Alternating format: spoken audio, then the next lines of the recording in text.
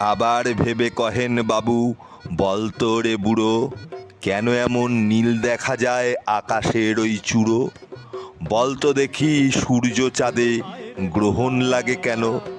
বৃদ্ধ বলে, আমায় কেন লজ্জা দেছেন হেন? বাবু বলেন, বলবো কি আর, বলবো তোরে কিতা, দেখছি এখন জীবনটা তোর 12 আনাই বৃথা।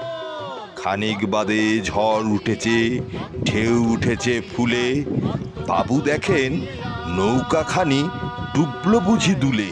মাঝিরে কন, এ কি আপদ, ওরে ও ভাই মাঝি, ডুবলো নাকি নৌকা এবার, মরবো নাকি আজি? মাঝি শুধায়, সাঁতার জানো? মাথা নাড়েন বাবু। মুখ্য মাঝি বলেন, মশাই এখন কেন কাবু? বাঁচলে শেষে আমার কথা হিসেব করো পিছে, তোমার দেখি।